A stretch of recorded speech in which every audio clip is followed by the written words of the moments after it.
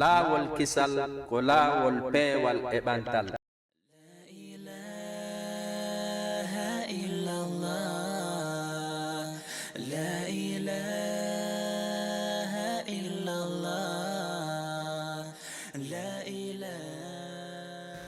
aray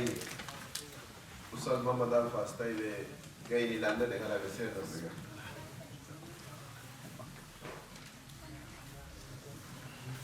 Oustaz Ba toliga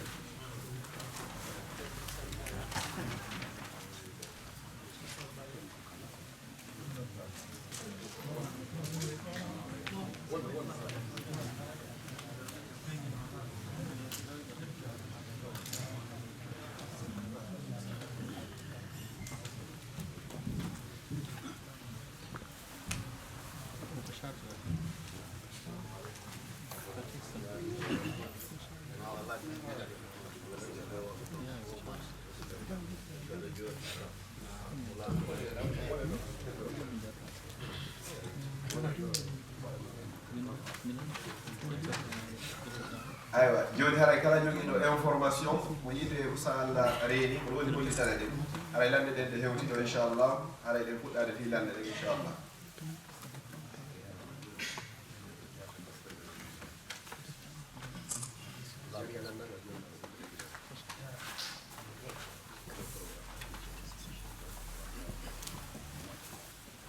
bismillah ar-rahman ar-rahim alhamdulillahi wahid ahad samad الفرد الصمد باعث الانبياء والرسل والصلاه والسلام على خير الخلق محمد بن عبد الله aray musidɓe julɓe tedduɓe heɓiɗo lande sappo e nayyi aray landal alamal ngal ɗo e ceerno en no landi ɓe inni fi wondi ko hakkude maɓɓe e sonna maɓɓe aray wondi ngo wona ko moƴƴi sonnajo maɓɓe o jaɓantaɓe waaju kala ko ɓe yewti sonnajo maɓɓe o jaɓantaɓe haray ko honɗum karama koɓɓe wawi yewtude e fiitene ma ɗum ɗon ele makko yewti e wondigol kal islam. Assalamu aleykum. Assalamu aleykum wa rahmatullah. Haray en nani landal ngal ko wondema sonnajo on ala jaɓude waaji haray iɗen mari ka nder sharia al islam ko wiyete as-sulh mana al musalaha moƴƴodiral iɗen mari kadi ko wiyete sharia on no woodi piiji si sonnajo on hewti ɗin ɗon piiji haray ino wodani gorko wiigol accitimo ina fii ɗin ɗon piiji wonne e haalde ɓeeɗo ko ɓe landi ko honɗum e laawol ɓe rewata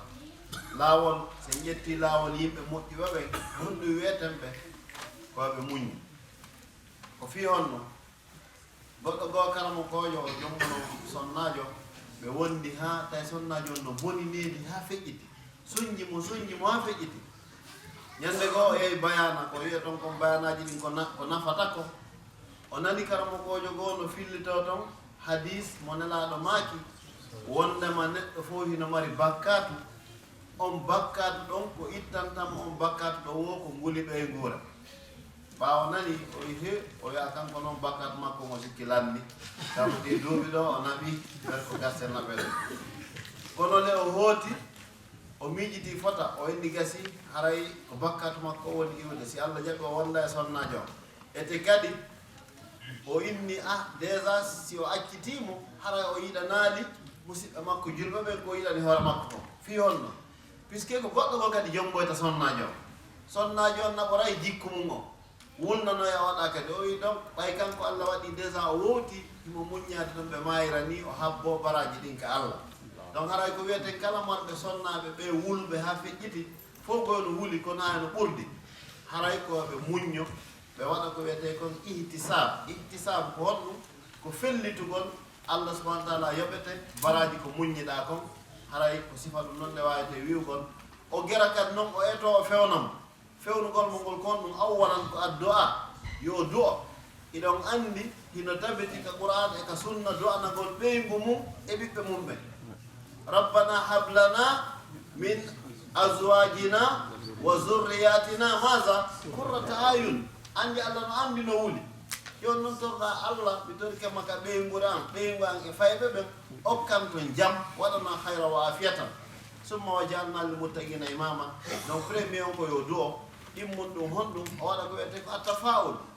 testugol ko façon honɗum debbon woni point ji makko sensible ɗin no gasa so tawi sonnaji on so ɗawama joni huuɗi o fewira sabu ɗum so hulɓinama ça dépend ko honɗum e façon sonnaji ɗon haray ɗum ko bayana juutuɗo tigui tigui on ala kulli hal ko premier on noon ko yo waɗu du'a haray o wattana kadi yila kanko no woni wuuride noon to taw hara ko bakkatu makko on ɗuuɗi hara Allah jarrimo to mo woni ɗon haray kaaji boyi no nder ton wallahu alam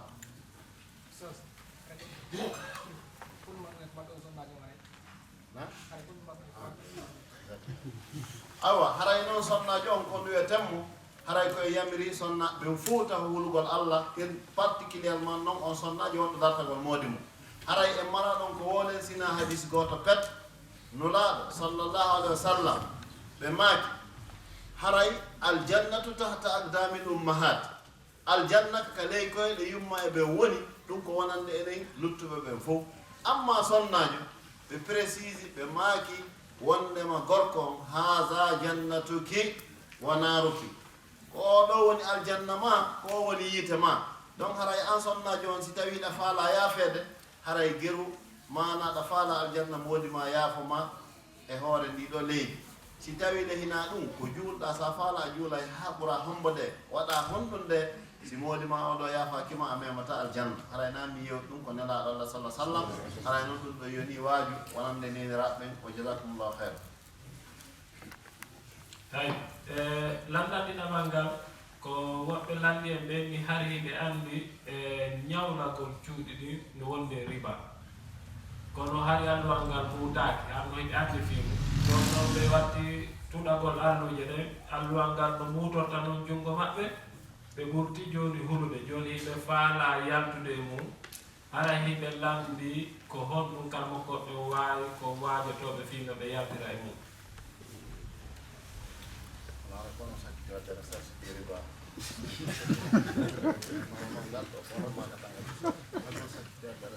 gongal kadi mo waɗugol fi riba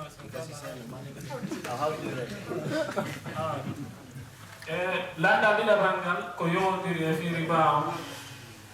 woɓɓe go kadi landi ɓeyni haray surtout wano Belgique ɗo cuuɗi ɗi wela heɓude woɓɓe ɗaɓɓay ɗo cuuɗi hitande ha duuɓi ɗiɗi ɓe ronka heɓude cuuɗi hay ko luwete fes haray ko ɓuri weeɓude ko téléma fayida yawgol ñawlo banque ji ɗin fi suudu no weeɓi ɓuri fi ɗaɓɓugol suudu luwetendu haray ko honɗum karama goɗɗe kadi yewti fi ɗum ɗo haray ko feeto ɗenɗon lamɓe ɗiɗi won ɗo fi riba laawol kisal ko laawol peewal e ɓantal bismillah rahmani rahim wallahu taala ala wa alam haray ɓe adora lamɗa sakkitorangal ngal fi on tigi ɗaɓɓi suudu ha ka luwa wawari heɓugol ɗum dagoranari mo yo naato e ko Allah harmini ko fi a ɗaɓɓi suudu luweteɗum hitande duuɓi ɗiɗi ɗum woni woɓɓe meɗe ɗaɓɓuɓe ɗo suudu duuɓi ɗiɗi ha duuɓi tati ɗum woni woɓɓe ɓurɓe ɓe ronki heɓude fof kono ɓe ukko yaaki kalay gari ka harmino ɗiɗi fi ɓeygure ma nde ɗuuɗi ɗo ɓeyda kon famille nombreuse ɗum ɗon naadarima fiya ukkoyo kadi riba ko Allah on harmini ko ɗum ɗon ina dalil tati haray fi neɗɗo andunoɗo on pelleti riba o hino harmi o ukki e muɗum joni noon o yehi ha o heeɓi kulol Allah e nder muɗum fi on ko kulol Allah ngol waɗi ko pooni mo hande kadi yo landito ɓay mo anduno moƴƴa e wawata fermande hay e goto dammugal tukomuye ko Allah ini dammugal tukomuye ngal hingal udditi fodde nange nge fuɗɗirari kange mutirta ma nge mutirri kange fuɗɗirta toon ma fodde on ti girbari wonki ki gewtari ka daari ko Allah inni ka qur'ana makko kala on mo waaju ɗum ari ɗum hooti o huuli Allah o renti haray ko yo yalto e ko wonno e muɗum ko on tigi suudu ɗum hande kadi o yeeyita suudu ɗum mbuuɗi makko ko investisno toon hoore manan kunkum haray ko ɗin ɗo wodanimo luttuɗin fof o seeda e muɗum o yalta e nder riba ilandema kullol Allah ngol ari mo ɗo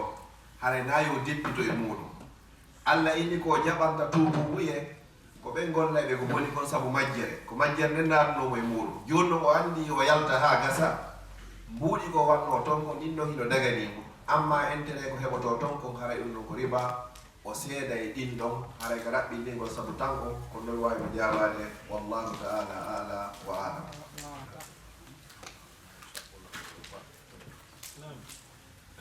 ara maɓɓe no lanɗi ɗo question tawhid ɓeyni Allah subhanahu wa ta'ala o darani ka ɓurana khalaqa samawati wal ardi fi sittati ayamin koye nder balɗe jeego o tagi leyɗele ɗen e kammundi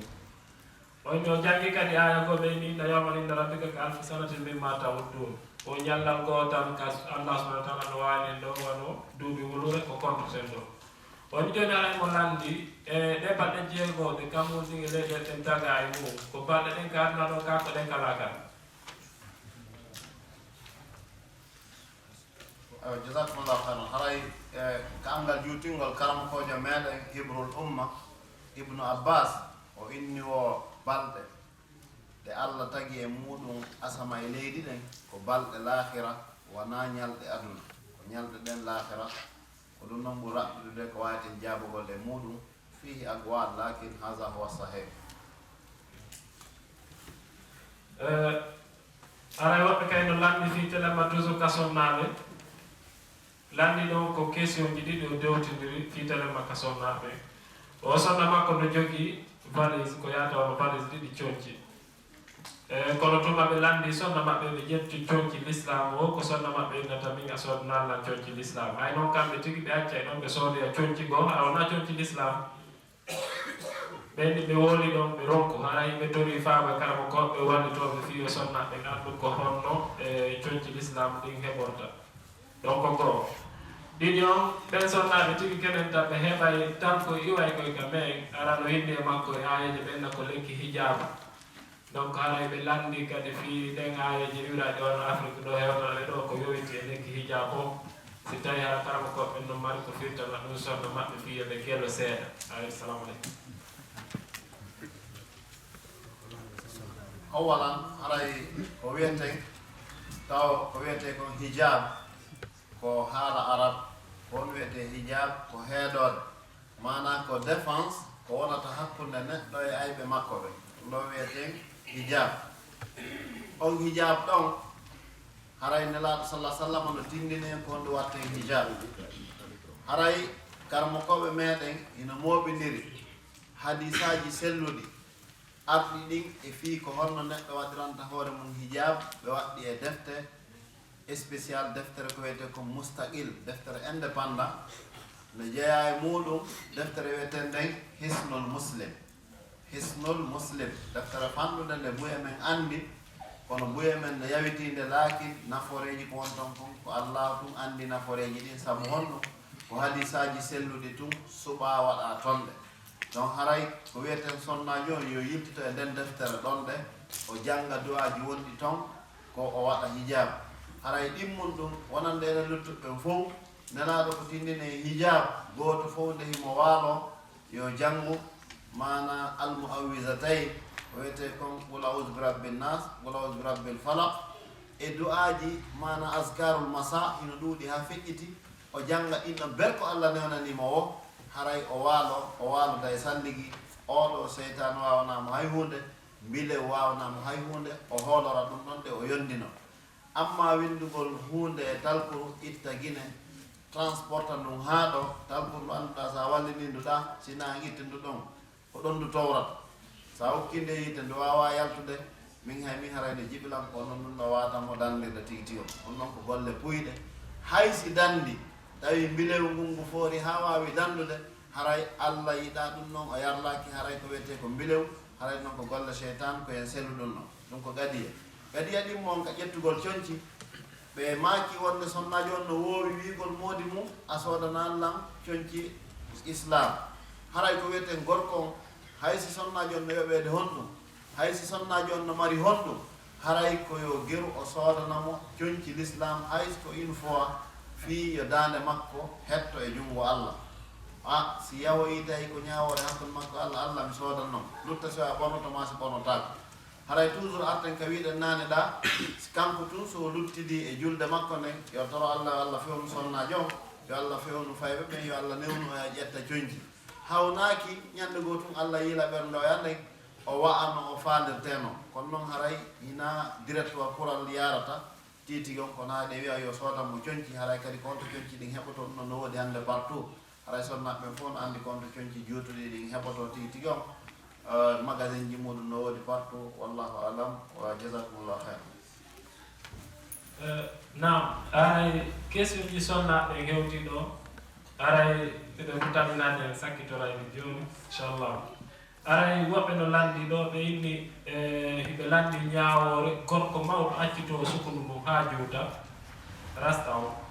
donc ko ɗiɗi fi affaire kaydiji ɗin no satti est ce que hiɓe wawi yaltude ka l'islam ɓe yaha ɓe wontida e portoɓe ha ɓe heɓa kaydiji ɗin ɓe immono ɓe artata ka l'islam. Yeyi ɓe inni yewgol wontida e porto si tawi ko portoɓe worɓe ɓeɓe goldata e usine ma sifa wano ɗum ma sifa joni wano woɓɓe wontirɓe wano Courtrai ɗo fof kañum e porto wonni ga ɓamsi ka arabu no ɗuɗiri ga ka ko sifa wano ɗum noon argol hoɗa ka jawe sara ga dewi a laala e mum neɗɗon ko yo hottum ka o wata rewde Allah amma si tawi ko jokkodirgol e sonnajo afan ɓe ɓeydi ɓangilngol landal ngal ɓe maaki ko yaltugol ka diina mana ko rewrugol l'islam on fi yo heɓoye kaydi wono woɓɓe hino landorde asile joni wigol kañum ko catholique tigi tigi on hino ɓiƴa ɗum ɗon koko harmi ɗum waɗetake no woodi piiji sama kala majji ko soobe soobe majji ko soobe ne jeeya e muɗum fijirgol yaltugol e l'islam ɗum fijirtake oyo on tigi luttiɗo e islam makko ko goonga sahabajo goo yawno nokku goo o ɓiƴoye ha ɓenni yo yennude laaɗo fiyoɓe accitumo satti ha o yenni kono ko yennanno par ce que hari so warama buy kadi warateɓe ne toon kono o fesuno ha waɗi o sifani nelaɗo maaki ella fus ala goto fof kadi yo ar lunnoma ete kadi janggo sa nanggama sifa ɗum haray yennu kadi na hay hunde donc haray en ƴettata ɗum ɗon qiyas ka islam fijirtake fi yaltugol ton few ko on tigi wonu nder ton ko Allah dandu goɗɗo yaltugol l'islam nelaɗo sallah sallam iɓe heewno toragol yo Allah danduɓe rekilugol allahumma inni a'udhu bika min alhawr wal kawr iɓe makayno kadi allahumma inni a'udhu bika min zawali ni'matika wa tahawuli afiyatika donc haray no hulɓini moƴƴa julɗo taw rekilma o dirta ka dina makko haray ɗum no fijirtake landartake asile l'islam o murtatake tawto e heefaɓe ɓen on tigi arta kadi ka l'islam par ce que fewde ka murtaɗo yo Allah dandu sa maayi ɗon ka kefere maayi wiyete al murtad ko yaltuɗo e diina ha so foti noon ko certain temps ma ko a wi o yalti ko murtad hara on ɗo wiyete ɗum ɗon aray ko reynete ɗum e muɗum الذي خرج يعني أمدا هل قتله الإسلام أولا؟ aywa ɓe andintini tewiɗo tawi ɗum o yaltuɗo ɗon hara o tewi par ce que o décidi 100% o yalti ka islam hara islam no wari ɗum ɗo ɗe haray won tigi tigi o ñawore makko wono noon landal ngal ko ari en ɗo kon ko yaltirɗo l'islam fi question kaydi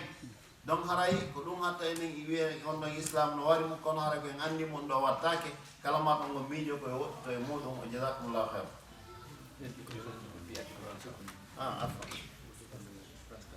jayid haray ɓe landi fi accitugol sukundu ndu haray sukundu accitugol sukundu ko sunna kono est ce que ko sifano wonne accitirde ni la ina sifani haray mawɓe ɓe mbawa ɗo ɓe accitani noon sukundu kono haray ndu moƴƴina moƴƴa woɓɓe maɓɓe sa morotono juuri ɗiɗi ɗo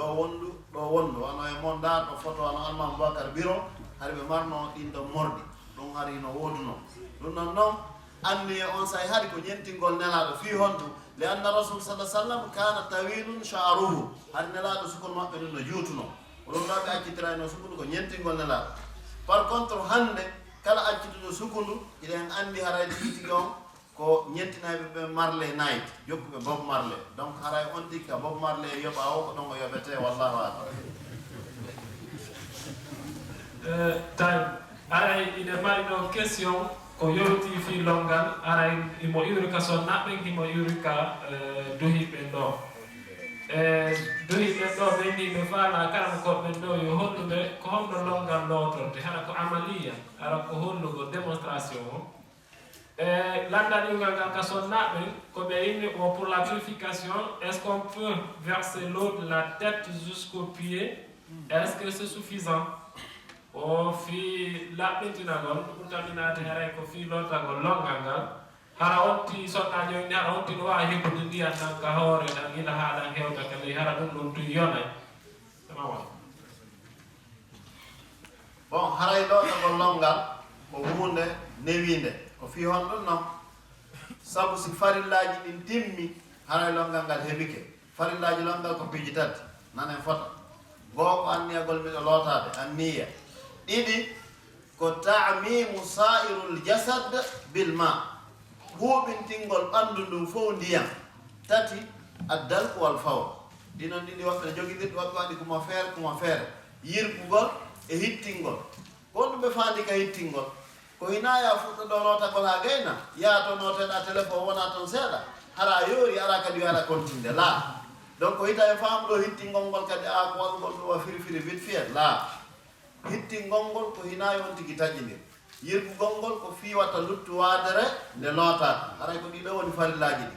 joni noon si on tigi addi mana miran lootorteɗo ma ɗum ƴetten joni exemple ga ko pompiji ko sertugol ndiyam si on tigi serti ndiyam ka o dari ɗon ko woni adorde yo addu ko wisitorte kon o loota ila wuddu makko ɗum taw ha koppiɗi mana ko wiyete kon awra on o laaɓa ɗon gasi si ɗum laaɓi o loota o adda ɗum on o loota hoore nden laabi tati si ɗum gasi o adda kadi toujours ndiyam nan o loota ngo sengo ñaamo ɗo laabi tati si ɗon gasi o yirta o loota ngo sengo ga laabi tati ko ɗum ɗo woni haray on tigi o laaɓi o salligo ka on tigi salligi ɗo wo haray himo wawi juuliroyde on salligi ɗon nde ko ɗum ɗo ɓuri raɓɓiɗude e démonstration ko wawete wolde fimo iyo buy cew koye no toon wona joƴƴinirgol miram ka sengo nawno ma ɗum joƴƴinirgol ka ñaamo ma argol alhaali e butus koyno toon kono koyɗon fof na bonnay koye ko yiɗa koye wonande maɗo tan ete kadi ɗe yejjitu ɓaawo ɗo har naasi faɗi pooji joni woodi inaasi faɗe beignoire ji joni woodi ko ɗum waɗi ko karmukoɓe wodanɓe ɓen hannde daranta en kadi on alhaali wodunoɗo on say e joni ko honno ɗi ɓannidirirte ɗi wona alhaali gooto par ce que ɓaawa ɗo hari ko ndiyam nam anndi nela allah sa sallam ɓe maaka wondema si goɗɗo mon no lootade wata o sulbu ndiyam nam mais hannde en feƴƴi haala sulbugol ndiyam ka ɗum haɗi jantoɗen ɗin détail ji ɗon fof wallahu alam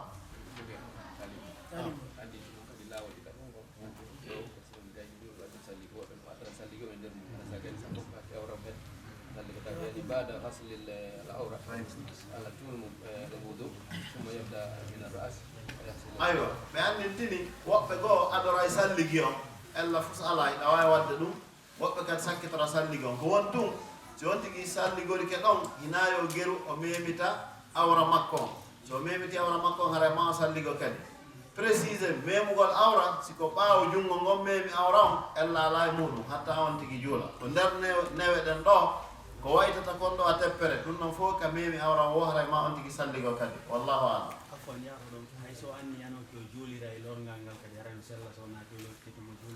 ok ɓeɗo addi masala goo compliqué ɗo lannal ngal seeɗa ɓe maaki hay si tawi est ce que on tigi anniyanoki o juuliray ngallol ngal ɗon ka o nam no jogodir ngallol ngal e on salligi ɗon ka o juulirta konngol ɗiɗi no ɗon konngol ara non ngol ɓe wi hay sa salligaki few yo taw tun a lootike longal iɗa wawi juulgol direct ɓe landa kono dalil on ɓe inni longal ko wiyete ko tayre molanande nde est ce que en faami ko mana alhadasul akbar ɓe inni salligi ko alhadasul asgar tayre tosokere nde ɓe inni o joni noon ɓe jonni exemple si wiyama ɗo fitte ɓe ñooge koye fof witte fittirɗo broygol no gasa accagol koye so tawi ɗum ko bulldozer adda fof ɓorande wotere naara yahori ɓe inni donc si on tigi ma dama o lootike tayre mawde nde naɓori tayre to sokere nde hara no tabit kadi hadisaji kadi allah sallah sallama meeɗi yiwde lootagol tuɓɓe seeniɓe juuɗe on haga howa sahih ɗin mon ɗum haray noon ko ɓuri kon fal awla yo taw on tigi no anni ko ɗum noon ɓuri moƴƴude o anni o inchallah haray ɗo mi salligoyke mi juuloran ɗon nde wootere ɗum noon koko woni mo ihtilaful mazahib iɗon anndi mazhabuji ɗi kono ibnu hasim en zahiriyankoɓe kamɓe ko ɗum ɗa ɓe yaari kono ko ɓe ardi kon kadi no mari dalil dimmotako hay goto ko janngoɗa o koya wiw a tawtali ɓe kono dalil maɓɓe no tiiɗi no yeɗɗi haray ko sifano no wayte jaabagol no yiɗa natugol e masabuji ɗin ɗo ha asnaɗo e neɓay ɗo kono haray ɗum ɗon ino sellirima inchallah landal ƴewgal ka sonnaɓe ɓeyni o gorko mawɗo o seedi e ɓeygu makko o inni ɓeygu makko yo yaltu ka suudu ɓeygu makko inni o sali o yaltata ka suudu ko sabu noon waɗi o sendudirgol mo e ɓeygu makko wo ɓeygu makko waɗi ko inete ko laddirtere jinayaka joni ko honɗum karama koɓe wiye ɗum ɗon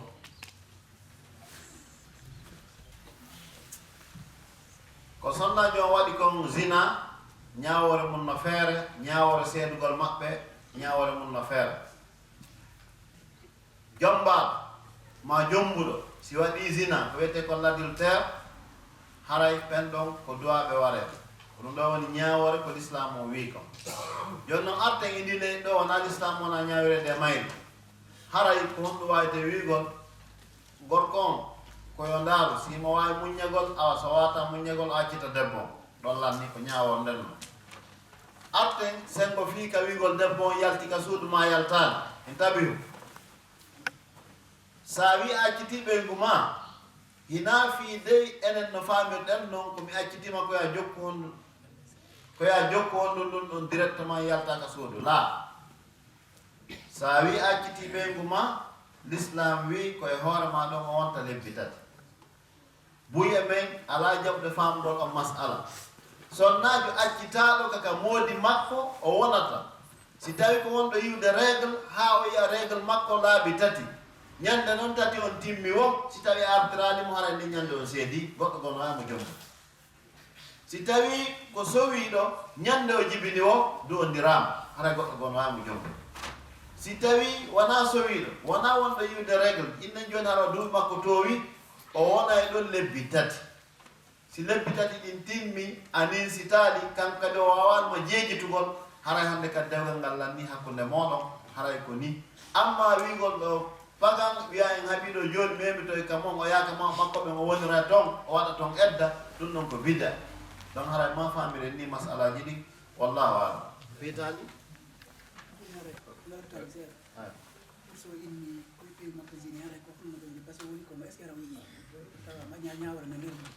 voilà ɓeɗo anditini ɗo ko woni important ɓe maki wigol makko debbo waɗi l'adultère kon no andiri ko muskila si gorko wi ɓeygu mum no jeeni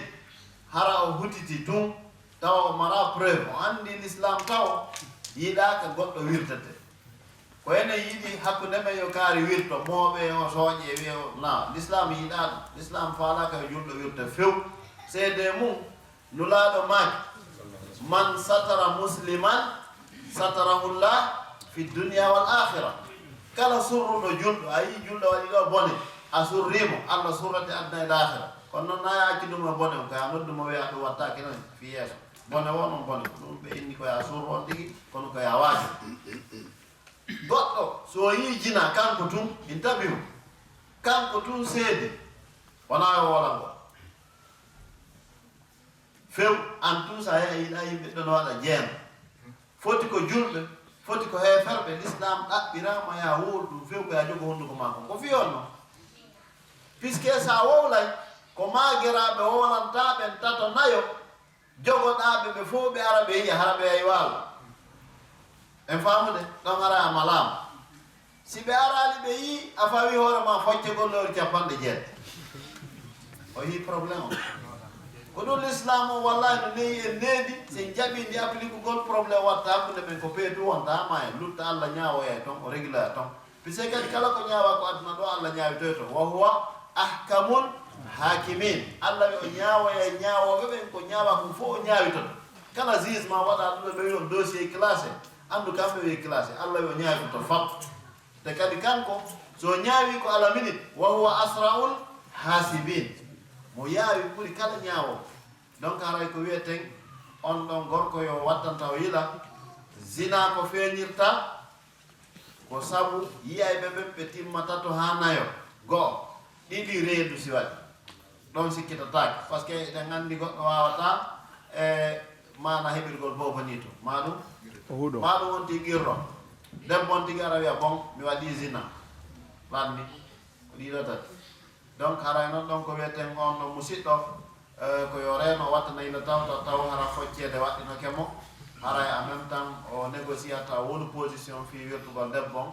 ala kulli hal no wodi piiji ɗo en wata ɗi taccude ɗo ɓa hara en heɗaki parti ji ɗin fof en anda ko honno woniri ɗum no haray ɓe hani ɓaɗagol ceernoɓe ɓen ɗo gooto entre maɓɓe ceernojon heɗo parti ji ɗin fof ndara ko honno gaste waɗede fi mum enen ko jaaɓiɗen ɗo ko an ko ɓenta kon global ko fi ka général wallahu alam aray landanirungal ka sonnaɓe ɓe windigal kadi ɗo e français ɓeyni mo mariɓe ba sans aucune raison parce que c'est lui qui m'a amené en Europe. Moi je demande pourquoi me fait doigt. Je vais dire point d'interrogation. Moi là, je dis aray ɓe faala e yewtude fi piyoɓe sonna ɓen kadi ka suuɗi. Yeyit haray piigol sonnajo haray ka l'islam hino haɗa sina e certain cas no woodi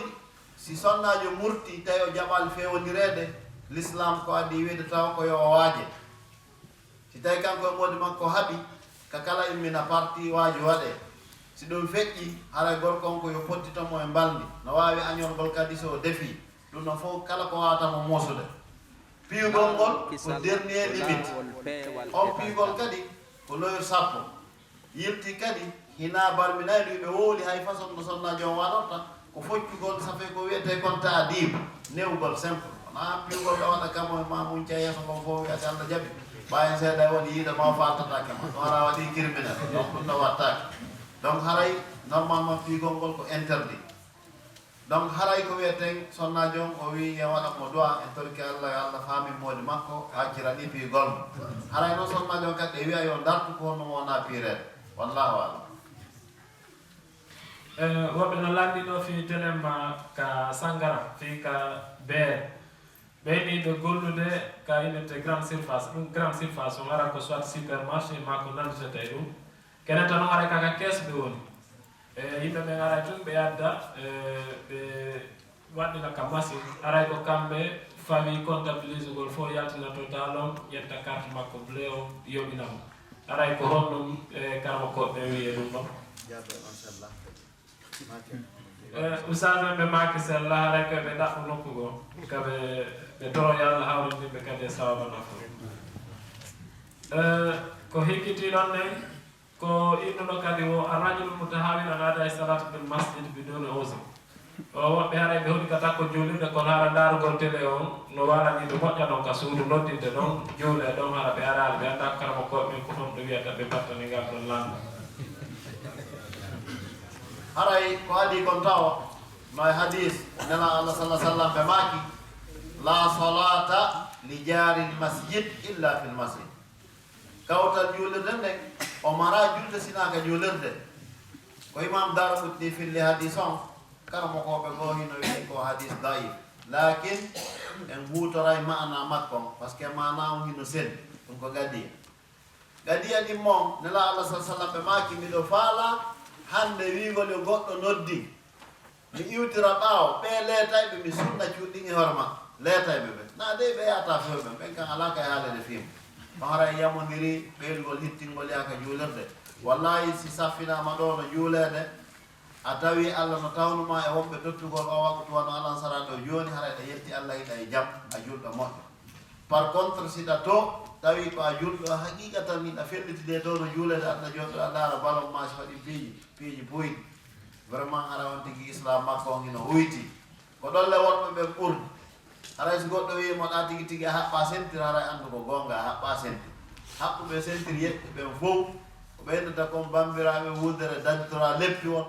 ɓe yaha ɓe juula reguiɗel ka juulirde ɓe wakkiloɓe hoora correctement ɓe okkay kadi ɓe juula kadi subaka ka juulirde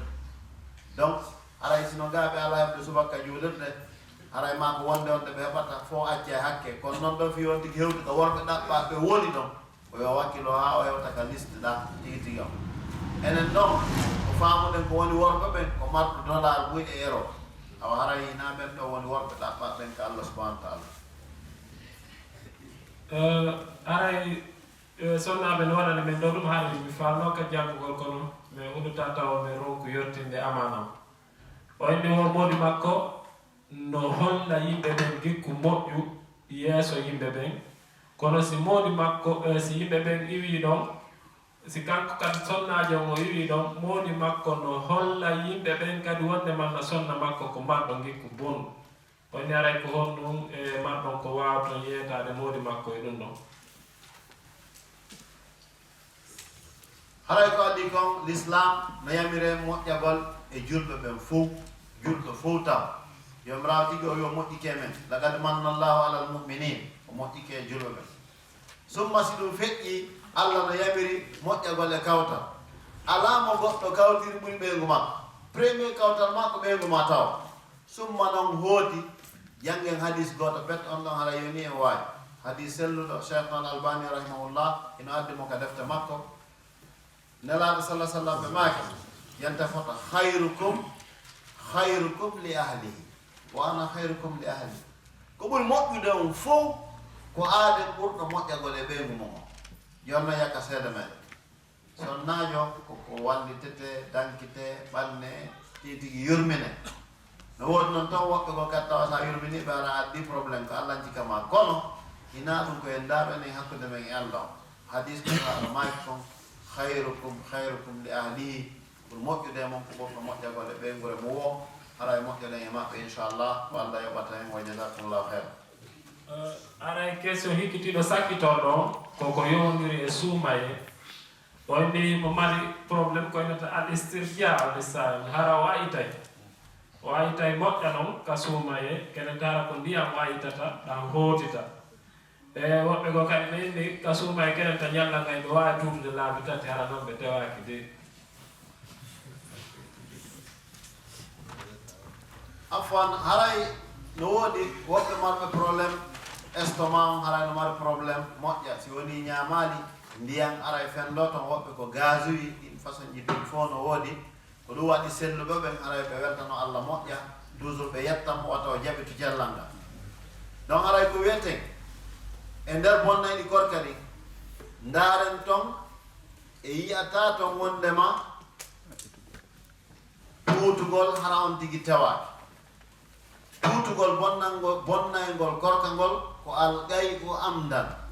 aw al istiqa tewagol pastuta amma si neɗɗo tuuti dawina kanko ɗaɓɓiti haray suuma makko bonani wono woɓɓe si ɓe ñamali hara ka ɓe sullino haray toujours rendu no wuuro chaque fois ko ɓe bolce directement ka sara lawol e ɓenno haray suuma maɓɓe bonani haray koɓe continɓe hoora waytaɓe sifa ɗin kaaji ɗon fof ta ko ka nawnare kono haray ɓe wawi horidude e mum haray ella fus ala won tum si tura nden ari on tigel tuuta fof o wuy ɓoy hara o ɓenditani donc haray ko ɗum noon ɗe mbaɗɗen ko wiye e sifa ngal ɗon landawol inchallah jasakumllah heir landal hikki sakkitolngal ngal atto woɓɓe yimɓe ɗiɗon landi duwa ka sonnaɓe ton ɓe maaki ɓiɗɗo maɓɓe no yalti ɓe ha joni o hewtali haray ɓe tori jama o foppu duwa e ɗiɗaɓo ko ɓe landiɓe on landal fi suumayen ɗo ɓenni yumma maɓɓe no faati guine haray ɓe tori musidal ngal ɗo fof kadi duwa fi yumma maɓɓe haray question sakkitoro on ko woɓɓe no indi en deftere muhtasarul ahdari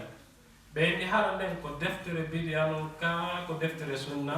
hoore hiɓe andi dow ko imam malik windi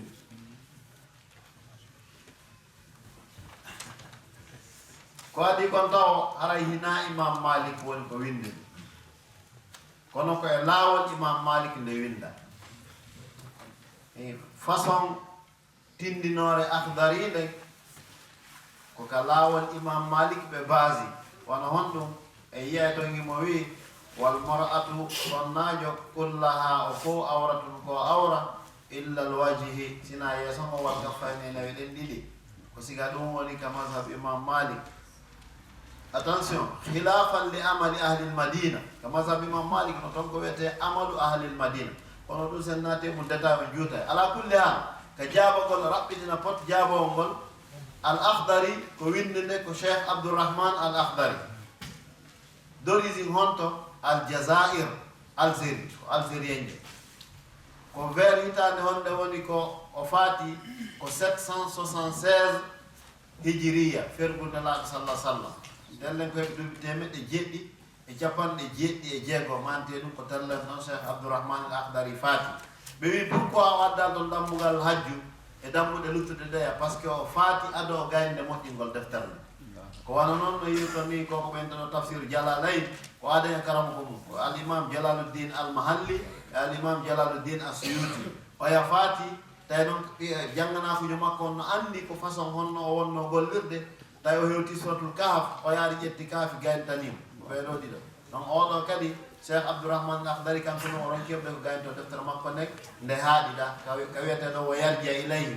ka imamu si tawi no juulude ɗo ko ɗum nde sakkitori si imamu ɗo no juulede imamu falji ene ye imamu a falji titi on o salo jaɓude wona mi faljaɗe hay nokku so sattini o sattini akhdari wimo yo accitu ko desidi ko wa yarji ilayhim o rutto e ko yimɓe ɓe wooli ko on masala nde sakkitori hay ko deftere sellude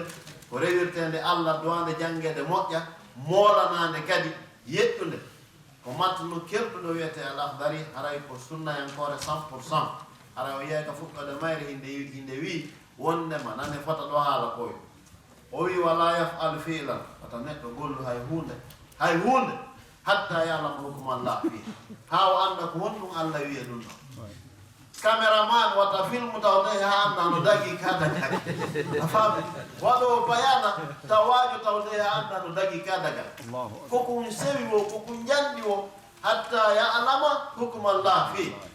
ɓe gasa goɗɗo wiya ko honno mi andirta o wi wa yasalullah ma yolando jaramo goɓɓe summa mada wa yaqtadi o ñentina bil muttabiina li sunnati muhammadin sallallahu alaihi wa sallam o ñentina jokku haalaji labaɗe sifa ɗi gayyata hayno sina e sifa ɗen def jazakumullahu khairan inchallah yaafo ɗon garay karamo koɓe amen men ɗo alaji ousmane e ɓe ɗultuɓɓen ɗo fof kala ko won ton ko wurtete ɓe wurta ɓe waɗata ligui sakkitoro inchallah e gasi ɗum noon haray jonnen ɓe soɓe makori ɗon ɓe ardira noon ɗo jabbo inchallah barakallah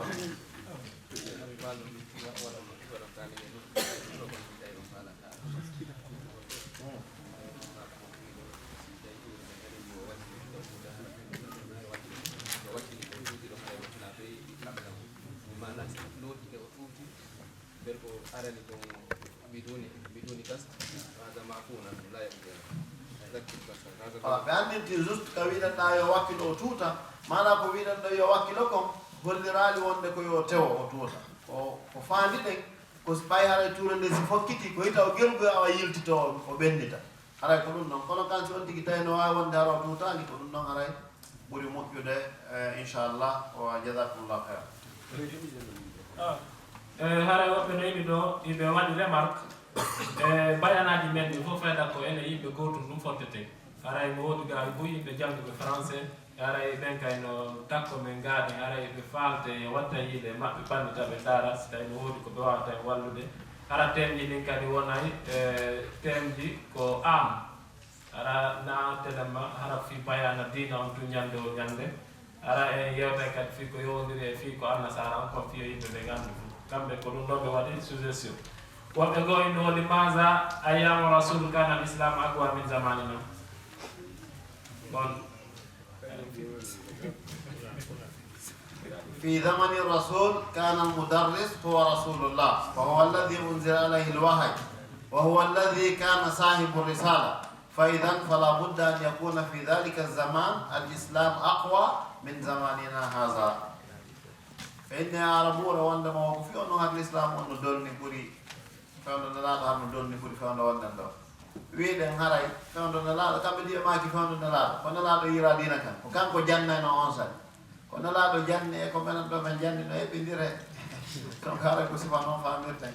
هراي إن شاء الله وجزاكم الله خير بارك الله فيك ara inchallah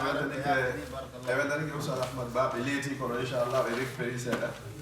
aray e weldaniki ɓe ngallanɗa saggitagal landere ɗo l'islam o ko on say ɓurno joygol dowle ɗi joni ila sallam maki wo hayrul goroni garde ko ɓuuri moƴƴude guine ɗen fof ko yirde wuuritude e ndege an summa allazina yalwunon summa allazina yalwunon wanno on ɗo qissa fewndo Seydina Oumar radiallahu anhu goɗɗo ko hoore muusuno mo haa gasi hay hoore nde muusimo ari ga Seydina Oumar winni Seydina Oumar hoorde no muusde la Seydina Oumar inni arɗo waari Seydina Omaru usunni ha gayni ɓe jangi fatiha ɓe moccimo hoore nden ɓe ɓutti wonoyi ha Seydina Omaru faati on neɗɗo gooto ɗon kadi hoore nden muusimo o ari o tawi sahabajo gooto o inni hoore nden no muusimo faala ya mocca oɗa kadi usunni jangi fatiha moccimo ɓuttani moccano inni andale Seydina Omaru moccano ɗum fi fatiha on ɗo min botti moƴƴuɗo inda sikka fatiha on ka hunndo ko Umar e fatiha on ka hunndo ka ko gooto o wi o ko fatiha on woni gooto kono ka o yaldeɗo wona gooto ara ende ɗo kadi fewndo ɗo mo nelaaɗo sallallahu alayhi wa sallam janni e mo minen ɓe janni ɗo ɓe ɓe wata wonde gooto ko hayru halqillahi ko ɓurɗo moƴƴude tagge ko ngon ɗo yo Allah moɓidire enen e ɓenɗo joni haray ko woni hikkade ɗo ko hollitane ɗen kono adu hollitane ɗen e nder mintaji joyi haray mo beeno tora sabilillahi fii ko wallitore juulirde nde inchallah mo beeno yo ardinan hoore mum gokkum fanndi yo kom fanndi e jooni keɗoɗi no yaaji no foti no deeɗi ɗum ɗo fof ko woɓɓe woni yowde ɗum ɗo mo beeɓe kadi yo memito waɗana hoore mum hay so tawi ko mbuuɗi gooto fii ko waɗɗen ɗo ko yoɓire ɗum ɗo yandi lillahi azza wa jalla hara jama fof no tora fi sabilillah ka sonnaaɓe ɓen ka ga hara no lamɓe ɗen iwrino ka sonnaaɓe hara goɗɗum kala iwroto yandi jasakumullahu khayra hara fi sabilillah. اللهم صل على سيدنا محمد وعلى ال سيدنا محمد وسلم كما صليت على سيدنا ابراهيم وعلى ال سيدنا ابراهيم وبارك على سيدنا محمد وعلى ال سيدنا محمد كما باركت على سيدنا ابراهيم وعلى ال سيدنا ابراهيم في العالمين انك حميد مجيد اللهم تقبل منا انك انت السميع العليم تب علينا انك انت التواب الرحيم اللهم آتنا في الدنيا حسنة وفي الآخرة حسنة وقنا عذاب النار اللهم آتنا من أزواجنا ذرياتنا قرة أعين واجعلنا للمتقين إماما اللهم اغفر لنا ولوالدينا ولوالديهم ولجميع المسلمين والمسلمات الأحياء منهم والأموات برحمتك يا أرحم الراحمين اللهم لا تزغ قلوبنا بعد إذ هديتنا وهب لنا من لدنك رحمة إنك أنت الوهاب ربنا آمنا بما أنزلت واتبعنا الرسول فاكتبنا مع الشاهدين en toriki Allah subhanahu wa ta'ala kanko ni toreteɗo en toriki mo yo Allah on ɓanto en o ɓanto fi meɗen en toriki Allah subhanahu wa ta'ala kanko ni sellinowo nawɗo yo Allah selli nawno ɓen en toriki Allah subhanahu wa ta'ala kanko ni yaafotoɗo bonɗo yaafo bonnuɓe ɓen en toriki Allah kanko ni fewno yo fewnu ɓoyliɓe ɓen yo ɓeydan ɓe peewal yo Allah okku en battane moƴƴe yo Allah wurna en hoore ɗen islam ƴetta en hoore ɗen islam Allah dande en sirko e yiingo e nannani e golleji men ɗi en toriki Allah ɗe dente meɗen ɗe siñcuɗen e ɗeɗo leyɗe yo Allah ɓantuɗe en toriki Allah yo Allah ɓantuɗe yo Allah waɗu golle men ɗen hara ko fii makko en toriki Allah yo Allah wurnan en juriyaji ɗi yo Allah waɗu barki e maɓɓe yo Allah waɗu ɓe humnoɓe diinal islam suddiɓe men ɓen yo Allah waɗu ɓe ɗoftiɓe moodi maɓɓe ɗofti Allah ɗoftine laaɓe yo Allah waɗu ɓe suddiɓe aljanna en toriki Allah mawɓe men ɓen yo Allah waɗu ɓe mawɓe malaɓe yo Allah hokku e jannatul firdawsi yo Allah waɗu en e forniraɓe ñamde wawana hoore meɗen yo Allah yaafo en yaafoɗa en e yaafaɓe okka en battane moƴƴe ya rabbi ya arhamar rahimin subhana rabbika rabbil izzati amma yasifun wa salamun alal mursalin walhamdulillahi rabbil alamin allahumma salli ala muhammad wa sallim laawol kisal ko laawol peewal e ɓantal